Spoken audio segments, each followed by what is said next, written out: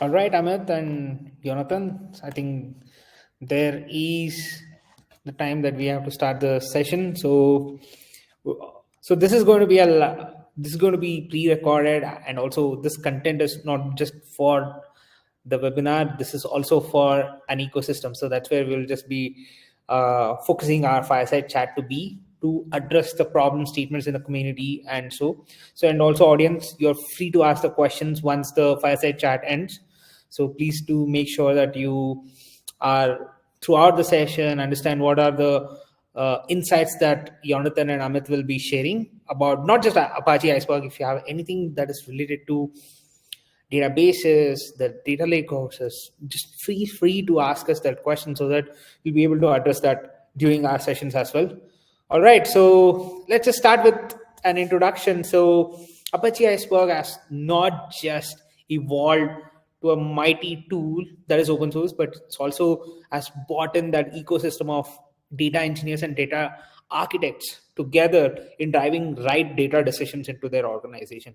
Whether it can be as good as a batch stream processing, the Lambda and a Kappa architecture, there are so many things that is evolving over a course of time. And in the meanwhile, Apache Iceberg has set its own benchmark and the standards to make sure that the technology is working right, that the data decisions that we are making is much easier and faster, whether it's analytics based, whether it's data lake houses. There's a lot that we have to just go ahead with. So thank you so much, Jonathan and Amit, for being on this fireside chat. Means a lot when you folks are those enthusiasts in the community and also driving force behind the adoption as well. So it's an honor to have you folks on this fireside chat.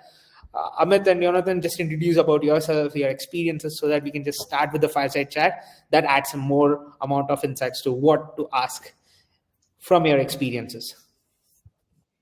I think Jonathan. I'll go ahead. Okay, so thank you for having me here. I'm Jonathan. I'm a GTM go-to-market specialist for analytics. I'm located in Israel and been working with AWS for just 5 years now, and been working in the data space for close to 20 years, I would say. And I came to know Iceberg probably 3 years ago and started to see the potential and the traction around it, and kind of tested the water and tried to see if there is interest in the community, interest with AWS customers to deep diving into it and learning more and experiencing with Iceberg.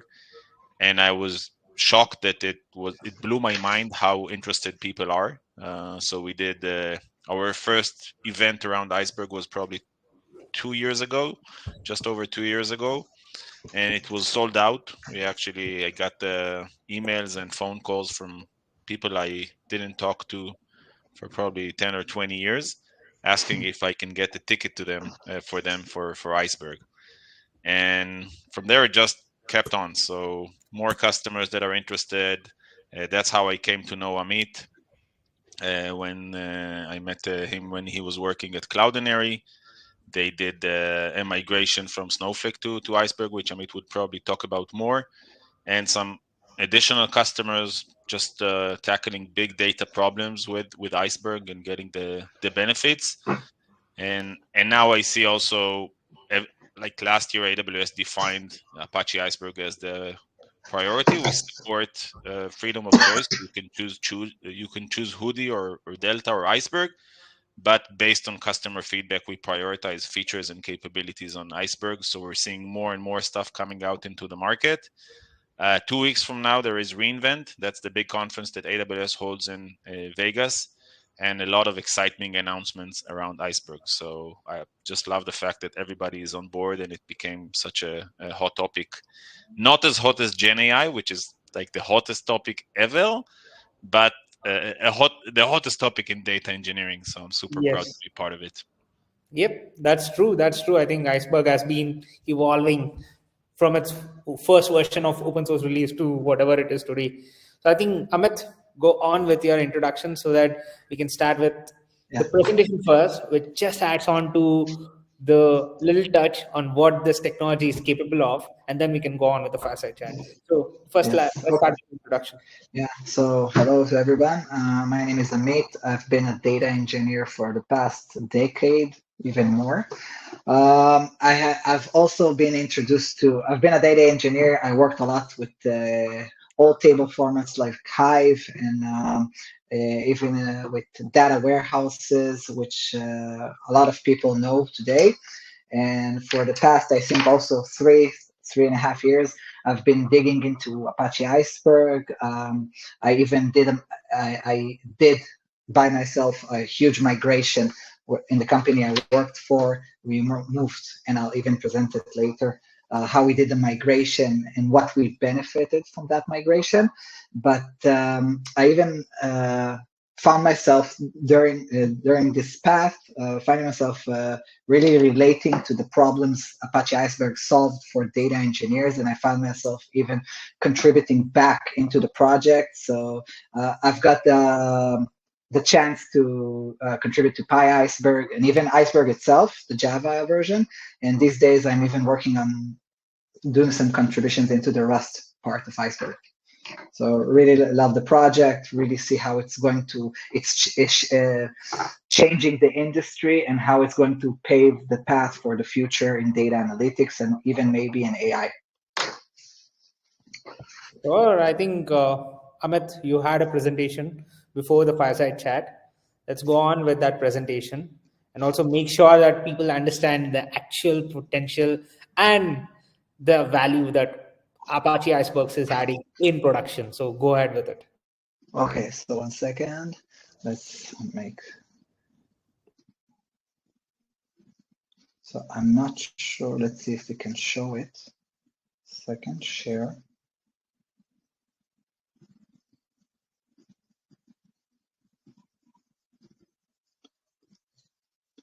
Can you see my slide?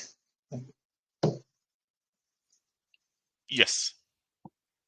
Okay. Awesome. Yes, sir.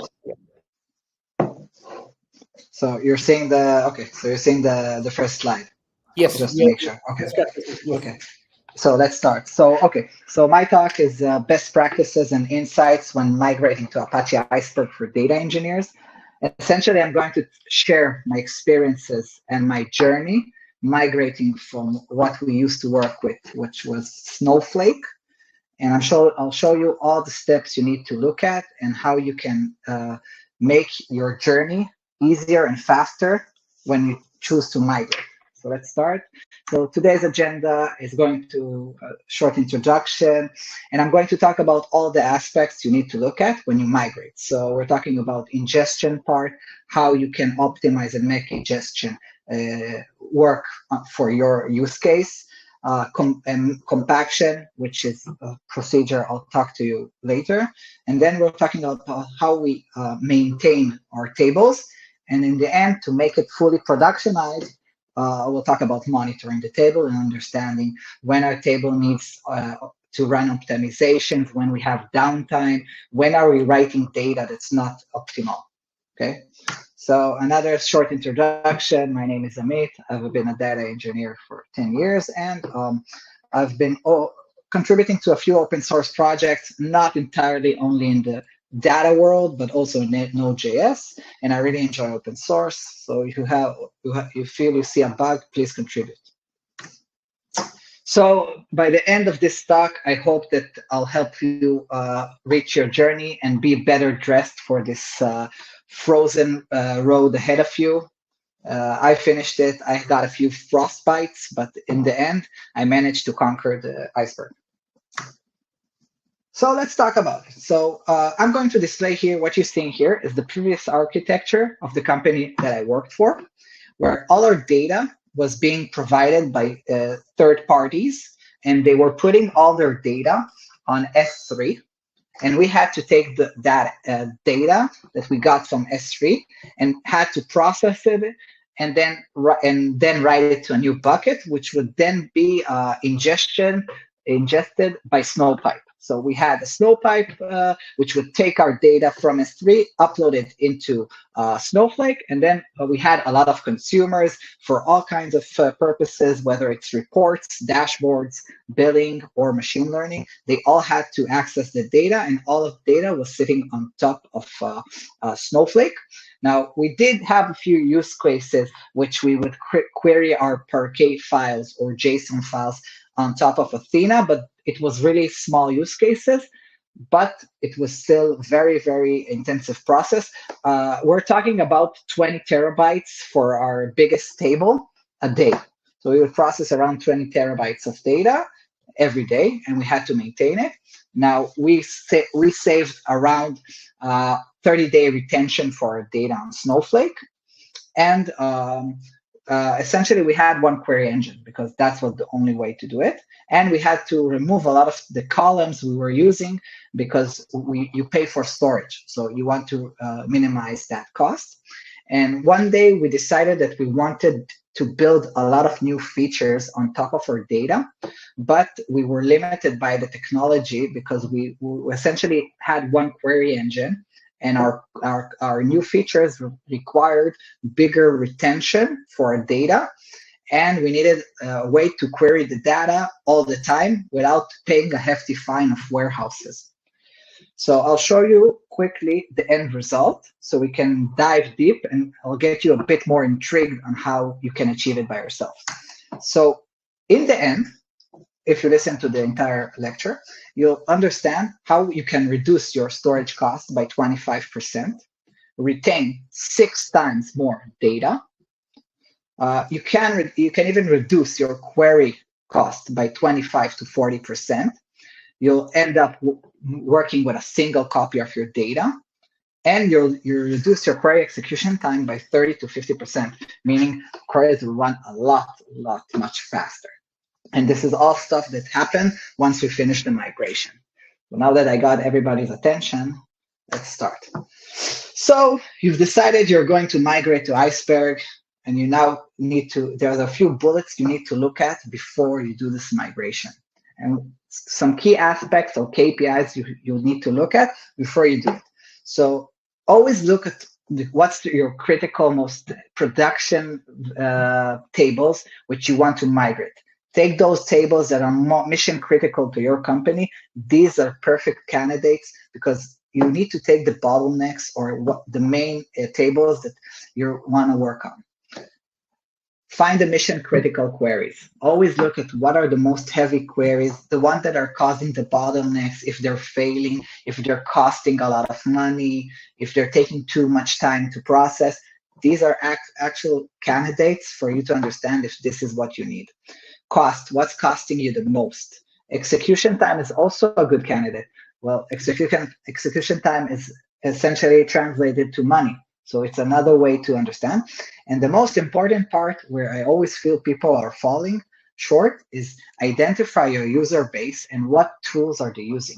Usually data teams have consumers, whether it's customers from outside or customers internally inside the company that use your data. So if you're working with Snowflake and you have data science or customer success, which are querying the data using Snowflake, well, you still need to give them that capabilities. So you need to understand what tools they're using and how can you make sure that even if you migrate to Iceberg, those tools still work with your catalog or table format you're using. So let's begin our journey and start ingesting some data. So like I said before, I got data from external systems, okay, and they put everything on S3. And essentially, I want to process it. And now I want to write it as Iceberg tables. I want to, essentially, we migrate to AWS Glue and S3 as our storage there, and Glue was our catalog. And now we're getting data on S3 and we're processing it using Spark. And well, it works and it's easy, but you have to look at, when you go into ingestion, there's a few key aspects you need to look at when you're writing data. So for example, what format do I want? Do I want Parquet, ORC, Avro? Avro is a bit better for streaming. Parquet is column-based. It's easier to write if you're not doing streaming and you want to keep that format. And even like I said before, who are your consumers? And when I say it, I mean, if you're working with Snowflake, Snowflake currently does not support any format for Iceberg tables that is not Parquet. So you need to understand, I need to keep that format in order to give service for my consumers still working on Snowflake. Or even compression. What format are you using? Z standard, Brotli, gzip, Snappy. They all have their pros and cons. Like Z standards has better compression, but decompression your data takes a bit more time rather than Snappy, which compresses less, but it's faster to read. So you have to understand, what do you prefer, more compression or faster reads? Another aspect is, well, how I'm going to write the data. So Iceberg supports two methods for writing data. When you use not append, but when you merge data, you run operations that upsert, merge, all these operations, or you want to delete. It supports to copy on write and merge on read, and they all have their benefits. So when we're working with copy on write, essentially, if we update a row in our file or a column, essentially what the protocol does is it has to rewrite the entire file. So if you have 1,000 files and I need to modify a row on each file, essentially I will have to rewrite 1,000 files. Now, that procedure can take a lot of time, since we actually have to rewrite the entire file and not just work on the modified row. So it's higher for writes, but it really helps on the query side, since once we finish that operation, our engine reads the query, the data, and it's already modified, and it doesn't need to look at anything else. So it's heavy on the write, fast on the read. Now we have merge on read, which essentially what merge on read does, once it realizes which rows, like merge has two options, positional deletes and equality deletes. Today I'll talk only about positional deletes, but essentially a merge on read creates delete files which represent for each file which row that row is not relevant anymore. So essentially, once we update a row, we create a delete file where we say the row number 5 in this file is not relevant anymore. It was rewritten and now exists in a new data file. But this means our writes are fast, but our reads become slower, since now when we read the Parquet file with the deleted row, which is not relevant, we need to read it and then ignore the rows that are not relevant anymore because they have been modified. So it puts an overhead on our read performance, but it makes our writes really fast. Another optimizations on the right side is, well, how are we writing? So Spark, if you're working with Spark, Spark has a few distribution modes of writing data. None, which essentially says every node that has some data on the cluster will write files, and you will the write process will be very, very fast, but it will create a lot of small files, and then where you're querying the data, you'll have the small file problem. You have another option is hash, which is the default since 1.2.0, which clusters data based on partition keys, creates small files, bigger files, but it doesn't sort the data, so you still have an option where you won't reach the optimal file size. And you have another option which is range-based, which does orders. It does also sorting, but it's really expensive on the writes. So I always say choose hash. It's the better of both worlds.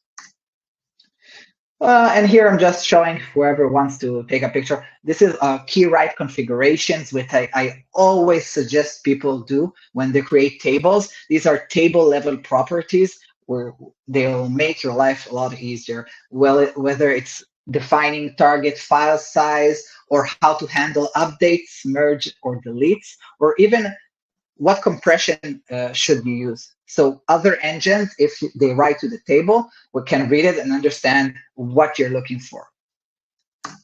So, okay, so we did ingestions. Now we want to compact our data files. We want to essentially do compaction. We want to merge a lot of small files into big ones, so we can essentially get less, work less, read less files and get better performance. Okay, so that's essentially what is that option is what helps you make your queries faster, since we don't always meet the optimal file size when we're ingesting.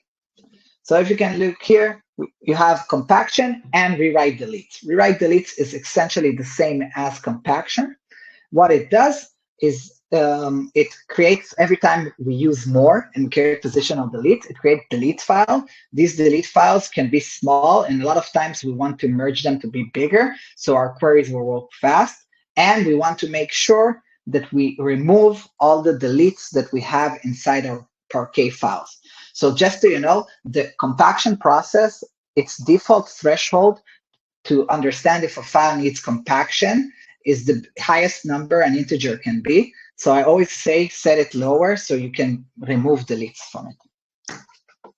And of course, rewrite strategies. When we're compacting, we have 3: bin pack, sort, and z-order. All have benefits, and I'll show you in a bit. But bin pack essentially groups files together to meet the optimal file size.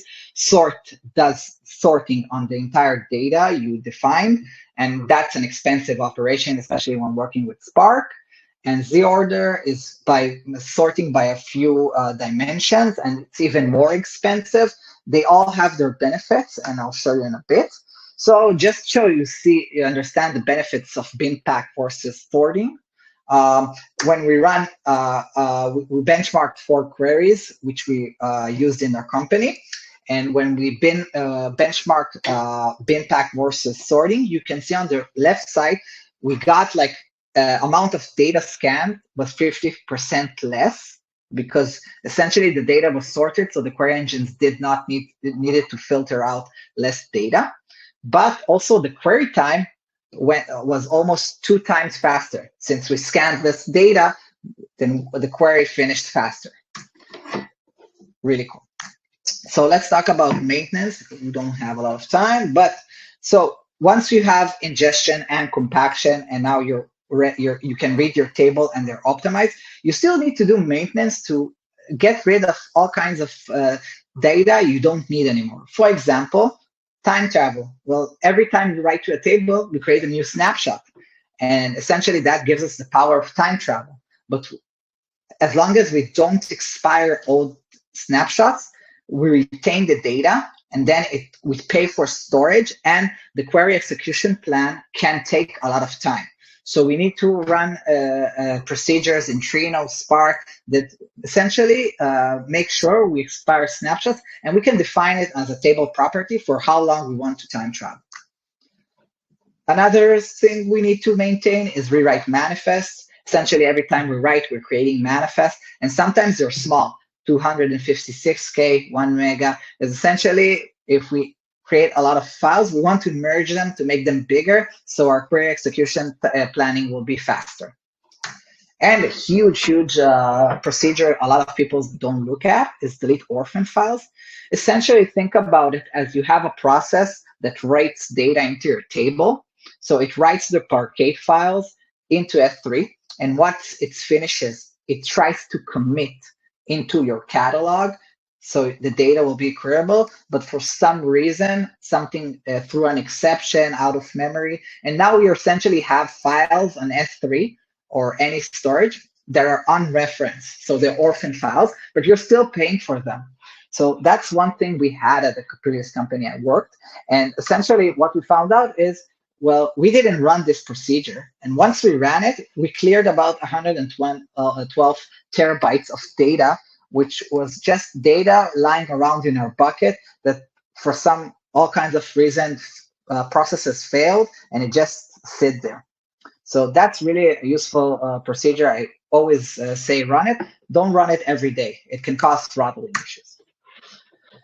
Another few configurations for maintenance, and last monitoring. So always need to understand how to monitor your tables.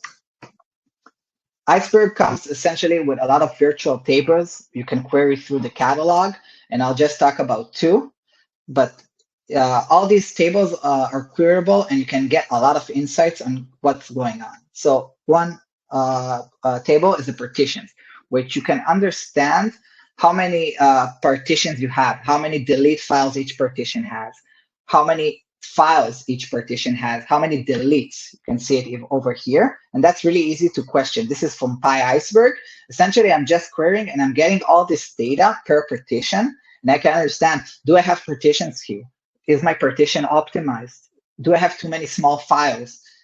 Maybe the partitioning strategy is not the correct one. So really look at it. And another one is the snapshots table, which essentially allows you to understand if your writes are optimal. So let's say you're writing a lot of every time you write, you can make a new you create a new snapshot, and you can understand, well, how many records did I write? What's the total files I added? Like how many files did it create? How many? What's the overall size of this commit? Is it a lot, a huge commit, or small? And this can make me understand if I'm writing data as I should. If I'm not writing, maybe I need to wait a little bit more so the data will be. I will have more data. And this is just an example of a snapshot table. So you can see I ran with Athena, and I saw what's going on. And from all this, you can create amazing dashboards using Pi Iceberg, and you don't need Spark.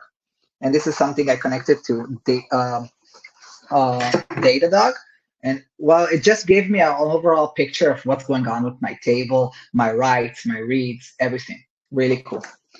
And then once we finish the migration, this is how our data architecture looked like. So essentially, now we don't have any more single query engine. We have all our data on S3, but now we're working 4 query engines, each one supplying the needs of each of all individual teams, and they all get to benefit from the benefits of each query engine. So really, really cool. And essentially, this is how a summary of how we retain. So now we have 6 months of retention. Our queries are running faster, and we get to choose the right query engine for our use case, which is really, really cool. And overall, we did reduce our overall, from Snowflake to our new architecture, we did reduce our bill by 50%. So I really recommend it. And this is just a funny picture of the future of data lakes as I see it before we need to end, is essentially the world is coming to where we have a single copy of data, and essentially you can use any engine to run your data. And we're really seeing single node engines progressing in this area, DuckDB, Data Fusion, and a lot of other engines that are really, really cool.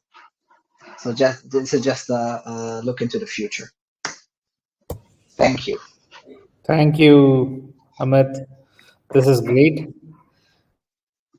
All right, that's not just an introduction. This is probably an actual introduction that is required to talk about the potential of what Iceberg is, right? Beyond it, there are so many of the aspects that we need to cover upon, right?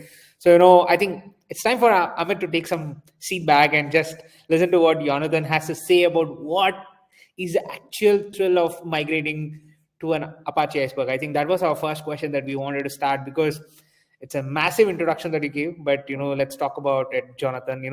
Why are customers eager to migrate to this ecosystem, right? Apache Iceberg is much much adopted in the later stages right now. Like, why is that we are seeing today right now? Sure. So first of all, always fascinating to listen to Amit to share the story of the migration that they did. I did pick up some questions on the chat, Amit, but I left the hard ones for you. So feel free to respond over there. I took the easy ones for you. So I think we're seeing a lot of adoption of Iceberg, and it's coming from multiple directions. I think that the data world historically was split between data warehouses and data lakes, and each had their own advantages. And data warehouses kind of evolved and gave a lot of the benefits that data lakes had. So historically, data warehouses did not have separation of compute and storage. They did not allow you to do flexible compute on top of your data. They did not support semi-structured data. But then Snowflake came, BigQuery came, Redshift came, and they all provided that out of the box. And the data lake, the main challenges was that it didn't provide us with ACID transactions. So you could do append only workflows, but if you need to do updates or support GDPR use cases, that became really hard. And also at huge scale, data warehouses were becoming really, really expensive.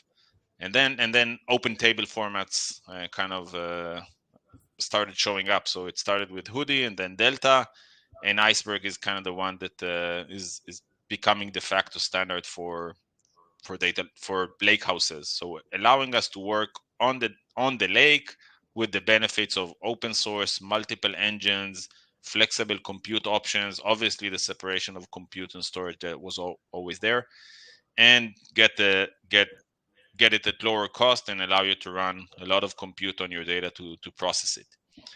I think the trends that we're seeing now to Iceberg are kind of coming from three ways. Amit shared their story of moving from Snowflake to Iceberg. So that's a really powerful one.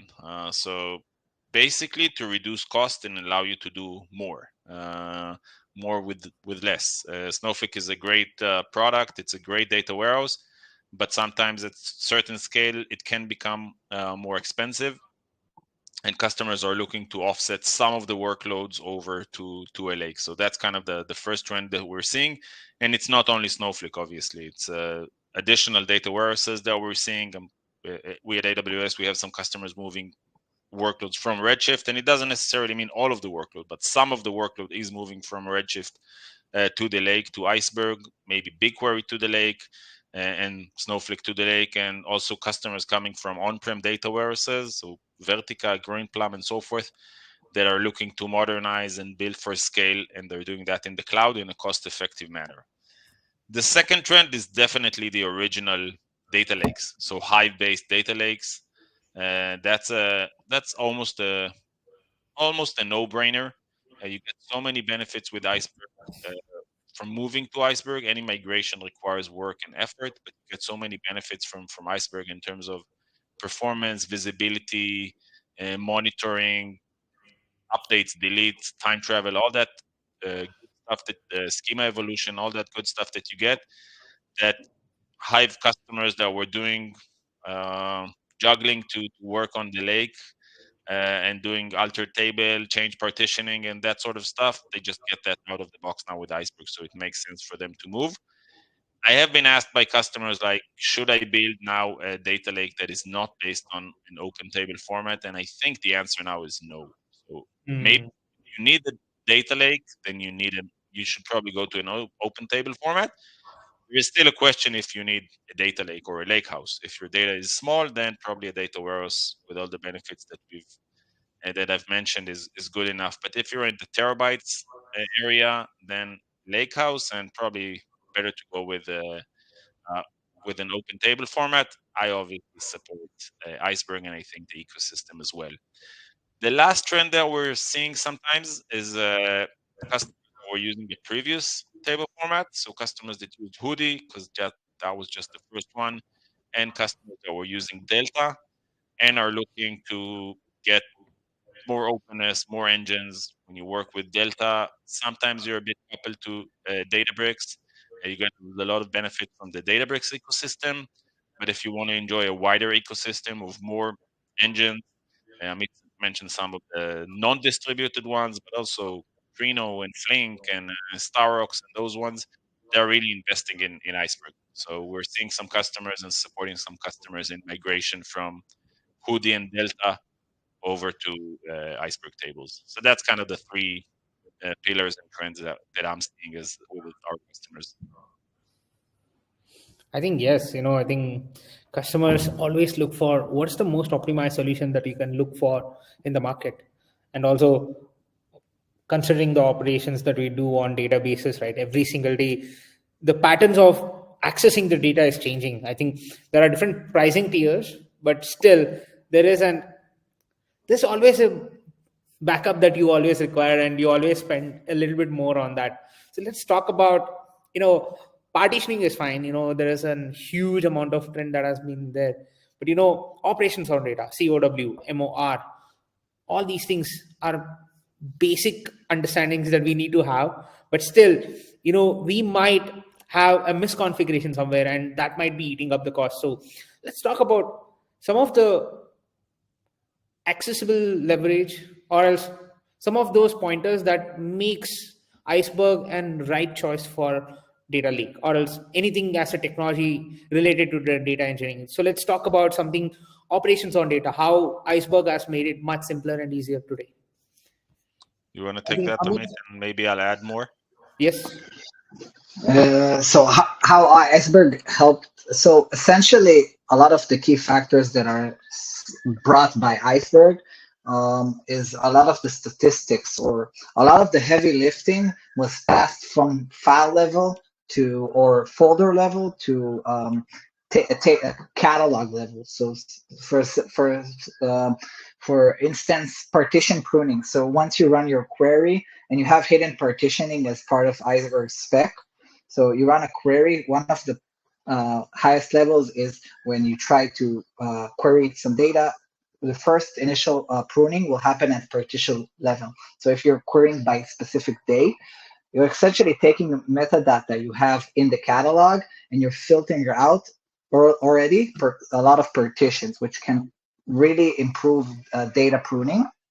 And once you've gone another level down, you're doing file pruning, which you can use all kinds of values stored in the headers, which are actually also stored in the metadata level. So you essentially you do a lot of pruning before you even reach file level, or before you even reached any files at all.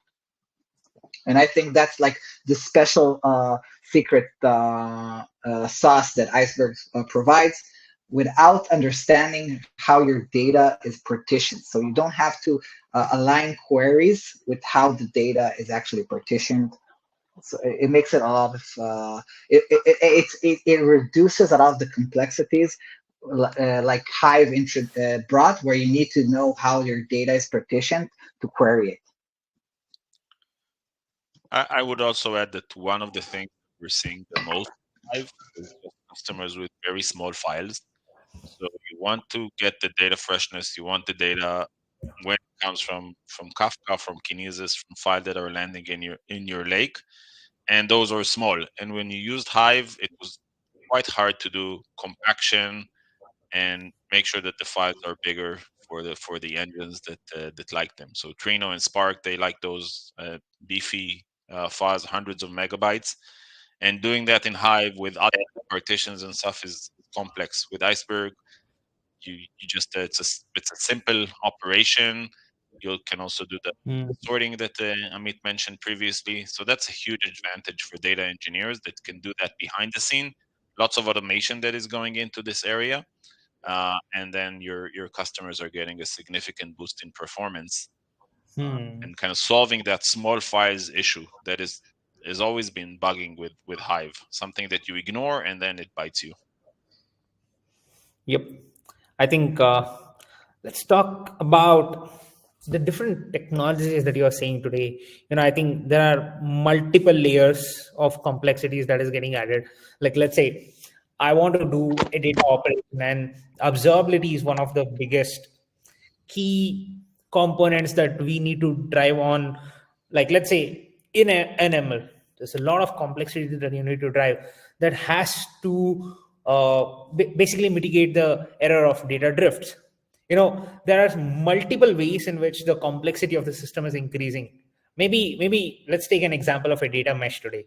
So there's a lot of interactability and interoperability that is coming into the picture, and we are driving all these changes over a course of time. And the best part about it is it's still the legacy data that counts back in. when you're training in the model. And there are so many things that are coming in the market.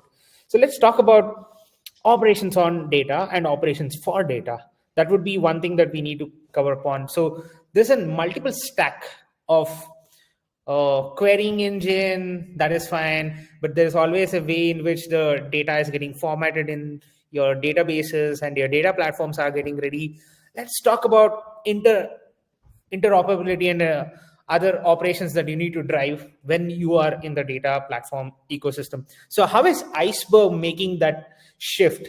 Whereas, Amit had told and Jonathan had told, there is always an complexity that you need not have to deal with, but there is a lot of operations that we are going through. So let's talk about how data operations are made simple today using Apache Iceberg and some of the other technologies as well. So I think, Amit, let's go for it. So I think the key source for it is the REST specifications or REST catalog is some way to standardize how we interact with our same data. Where we do. So if you look at it, all kinds of open table formats have their own protocol, how to connect to their catalog, how to query the data, which we all find ourselves reinventing all the time. Now with the REST spec, essentially it just creates one interface where we all use the same interface to interact with the same data. But interoperability just gives us more power to use the right tool for a right use case. So like we always say, we don't need, if you're querying a you want to send data into a dashboard or write small data. So a good use case is, well, you don't need a distributed system for each table. You can have small. So Iceberg is an awesome library where you can write small data or even add existing Parquet files with just 2 lines of code to an existing table, or even query the data. So it's just opening a whole new world where each use case can get the best engine that fits it. So, and I really benefit from that. In the how we maintain writes and reads, Iceberg has all kinds of precautions where it does support, the catalogs do support conflicts. If you try to rewrite a file that's already been, not a file, but a row that's already been written. So we do see that coming. We still don't have like multi-table transactions and stuff like that are still not yet supported, but we will see it in the future. I would add that I think interoperability is still not completely solved. So views, for example, are still something that is not solved. So if you create a view in Spark or you create a view in Trino, that would probably be challenging if you run a different engine on that view. So interoperability is still out there and still something that the industry is trying to figure out. I think the catalog, as Amit mentioned, it plays a key role in that. And I like a talk by Ryan Blue. Ryan Blue is the co-creator of Iceberg from Netflix. He has a talk that says you shouldn't care about Iceberg. Like, customers shouldn't care about what's the underlying open table format. You should just be able to query it. You don't care if it's Iceberg, if it's Delta, if it's Hive. That should be transparent to the end customer, the analysts, and everything. I think it's not the case yet, but I think the industry is going in that direction and making it simpler. Views, materialized views, multi-table transactions, those are some of the capabilities that I think would make it easier, and the ability to we moved from a data warehouse to a lake to allow us to use different engines, but still it's not fully transparent to use different engines. So some engines would work, some engines would need some tweaks. That is something that is still being worked on, I think, by the industry as far as I see it. Sure. I think world is moving more towards the petabyte scale, right? I think handling data over a course of time. We talked a lot about how a data comes in and sits down on a dashboard based on different approaches. Like, Amit told some approaches, Jonathan had some insights, but let's talk about how is Apache Iceberg more relevant in the handling of the performance, handling of the data, to the the workshop that just goes behind in order to maintain this such kind of a petabyte system.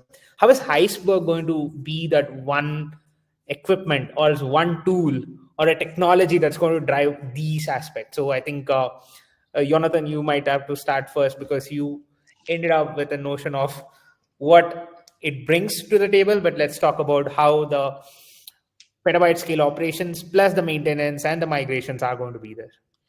Yeah, so I think first of all that petabyte scale might deter people from adopting Iceberg. I think when Netflix and Apple developed Iceberg, they kind of didn't have a choice. Hive just couldn't work for them. There is a good talk from them from 2018 when they showed that just query planning took 10 minutes and the query couldn't run. So they were trying to look at Netflix events and kind of do a count distinct with some filters.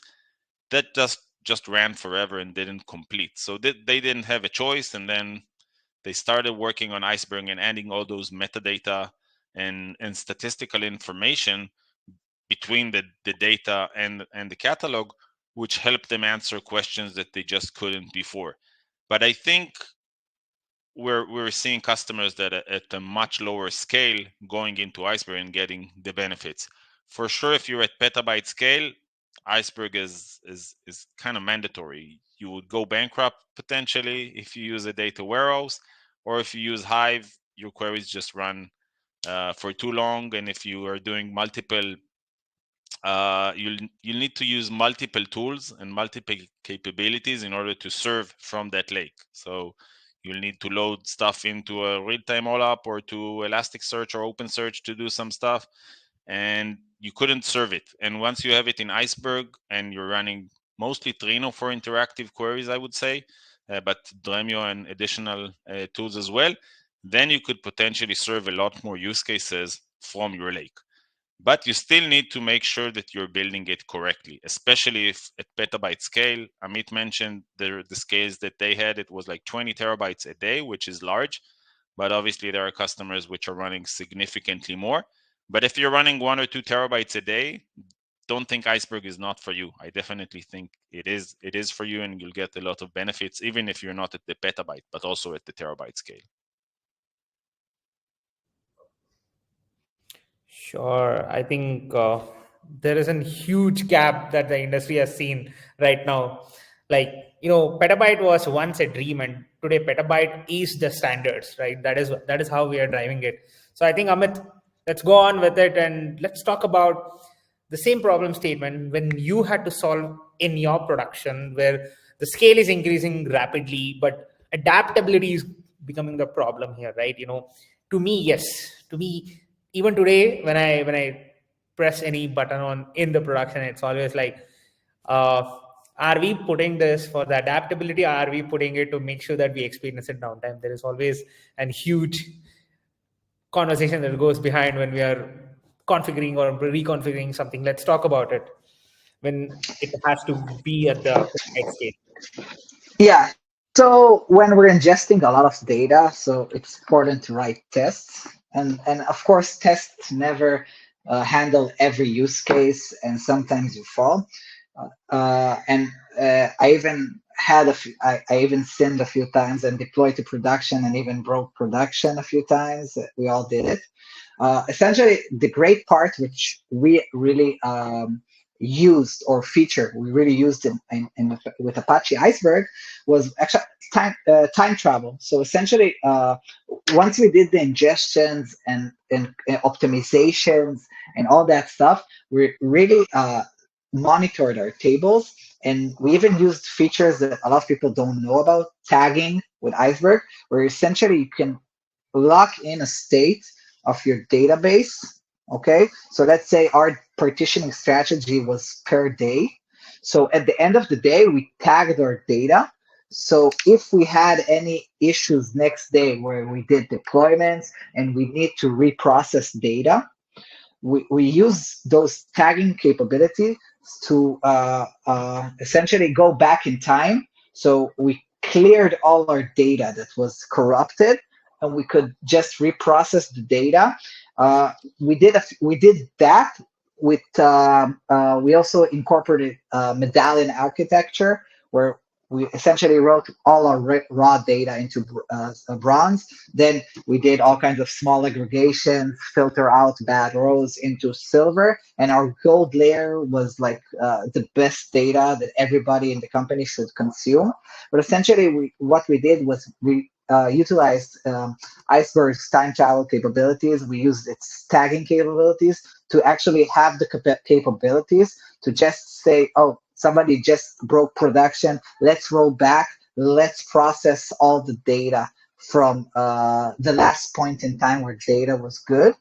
And of course monitoring. So every write we created logs which described the snapshot that write did, so we can understand where the corruption happened. Now you can't always find like the exact point, but you know about which area you want, and you just reprocess the data. And Iceberg also has an option of incremental processing. So let's say I did a huge bad thing and I only realized it at the end of the day.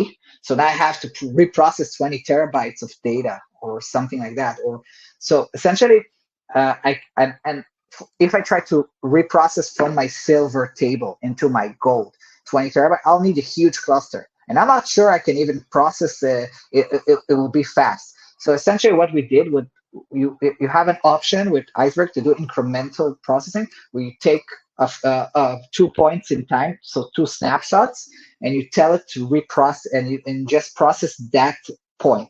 So you can group a lot of snapshots between 2 snapshots and say, I'll do it incremental until I finish, but I won't have any downtime because I'm doing it in a way that I handle, and I know I can handle that pressure.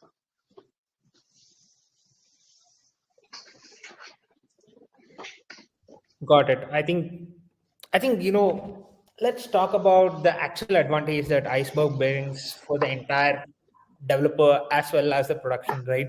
We are in the end of the fireside chat where we really wanted to talk about what does it bring for the entire fraternity of developers as well as the platform engineers and somebody who is sitting in a platform. What is the actual need of the hour when Iceberg comes into the production? Let's talk about what Iceberg brings into our production. So that will be one of the questions where we'll be answering on what is it for the community of developers plus the data engineers, and what does it bring on the table. I think Jonathan, just go. Let's start with Yeah, you. so I think definitely simplified operations. I think if you've spoken to me 18 months ago about Iceberg, I would make sure that you have the right personnel and the Spark expertise to run it. I think it's becoming easier now. Maintenance is becoming more automated. There are more tools and capabilities to do that.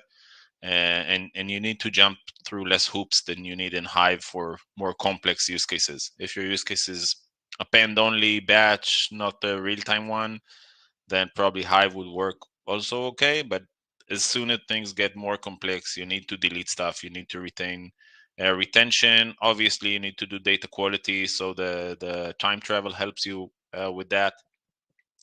Then Iceberg makes things a lot easier for data engineers, and especially with all the automation that happens in the background, and take care of optimization of your lake. I think we touched upon partition evolution, which is easy. So if you did something, you created something, but things evolved over time, you have more data than you expected or less data than you expected, then you could do partition evolution and change your partition without rewriting your entire data. And starting from a certain point, look at the different partition structure. The hidden partition is a very strong feature and capability that you can leverage, and it also allows you to experiment. So you start with one thing, you can change, you can adjust, not necessarily with rewriting your entire data set, which could be a very hefty and costly operation. So I think that's a big advantage that you have, and I think it would eventually solve a lot of ETLs. So a lake would usually a central place, which would be kind of a take data to satellite systems. If you can do more stuff on one copy of the data and serve more use cases, analytics, BI, aggregations, Gen AI, the data engineering all in one place, I think it's a huge advantage, because every ETL that you that anyone builds is error prone. It can fail, it can break, it can happen at 2 a.m. in the morning. And if you're doing stuff in the lake and serving the different use cases from one place, I think it definitely makes things easier for data engineering community and for the various consumers. Sure. I think, Amit, it's time for you to wrap the session. And also, we are open for QA after the fireside chat. But you know what? I would love to hear some of the insights from you, as well as like how is it important for the community to adapt as quick as possible, or how rightly it's the right time to just adopt it right now. So essentially, the reason for this huge success called Iceberg, like Delta and Hoodie were born before Iceberg, but the fact that Iceberg was built with openness in mind and first tackling this will build from the ecosystem, from all of the open source, and keep everything fully open so everybody can see what we're going through and what are our thoughts and how we want to create a standardization for the ecosystem. That's what drove the adoption and the popularity of Iceberg. So I truly believe that, and we're seeing it, like if you look at the OSS insights, and Jonathan has an amazing slide, we're seeing how this openness caused a lot of companies, including cloud providers, to adopt it and even contribute to it. So I think that's the key factor, and that's why it's also winning, and that's why companies are even feeling safe to adopt it. Because essentially, if you have a bug, create a PR. I did it. I had a bug. I created a PR. I fixed it, and it was essentially published. So I get to benefit and contribute to the project. So it's really fun.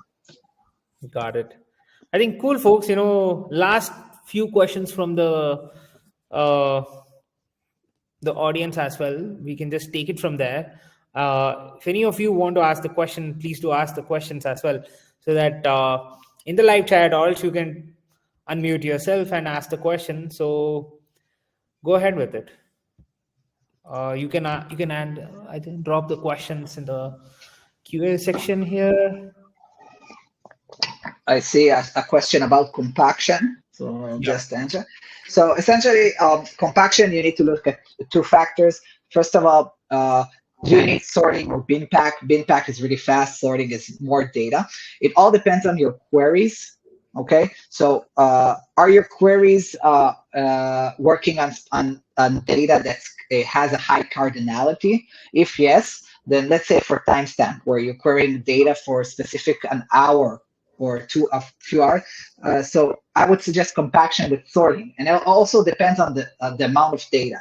If you have a partition which is 5 megabytes, then no, sorting won't bring you any benefits. But if you have a partition like daily partition, where you sort by timestamp on 20 terabytes, essentially you can take a query from running 30 minutes, you can take it down to run 10 minutes or 15 minutes. So it really depends on how you're querying your data and what's the size of the data. And from that, you can understand if you need which strategy, and whether you need compaction or not. Well, essentially, you need to query the metadata tables so you can understand, well, how many files do I need to compact? If I need to compact 3 files that are 10 megabytes each, well, that's not going to solve any problems. So currently, you have procedures to run compaction, but you need to write some monitoring tool by yourself using Iceberg or Spark to just understand, well, okay, if I want to compact the data, let's see how many small files we have so we can compact them. So you'll need to use that. So that's the best strategy. I'll add one more thing about compaction and like the threshold to trigger it. I think that what we're seeing in batch operations, then people would compact after, like if you schedule something with Airflow, then once the ETL is completed, the transactions is completed, then you trigger a compaction. So it doesn't contradict, it doesn't interfere with the transformation itself. When that's in batch use cases. When we're talking streaming use cases, then oftentimes customers would make sure that the partition is closed, like you have hourly partitions. Once the hour is complete, then you do maintenance, you do compaction on the closed partition. If you're trying to do compaction in maintenance operation on a partition that is very active and writing constantly, you might get into failures. It's not going to negatively impact your table because it has optimistic concurrency with Iceberg, but you might get more files that are orphan files in your lake, and eventually the compaction would not be able to successfully run, and you'll waste resources. So try and think, if it's batch, then complete transformations. If it's hourly, daily, whatever, and then do compaction. And if it's streaming, try to do it after the partition is closed, so you have less interference with that operation that is running. I think that is cool. I think there are some other questions from Akshay as well. While altering the table properties, I think this is one of the question. Type on Iceberg, type table to allow snapshot and the manifest compaction. What happens? Okay, that is one thing. Does Iceberg metadata query based on a Unity from the Unity catalog? I think Akshay asked this question. So I'm not sure if now it's possible, but for sure it would be possible. Unity has said that they would support an abstraction, whether you're using Delta or you're using Iceberg. You shouldn't care. You should have visibility to both through the Unity data catalog. So I'm not sure if it's already available, but that's definitely the direction and the approach that Databricks is taking with Unity. Cool. Got it. Thank you so much, folks. Thank you so much, Jonathan and Amit, for being part of this fireside chat virtually and giving such great insights on how Apache Iceberg has their impact in the production today. And thank you so much for being part of this amazing fireside chat. To all my dear audience, for making sure that you learn the capabilities of what Apache Iceberg has to bring in production. Thank you so much, folks. See you soon. Thank you very much for with a having new us. set of fireside chats and a new guest as well. All right.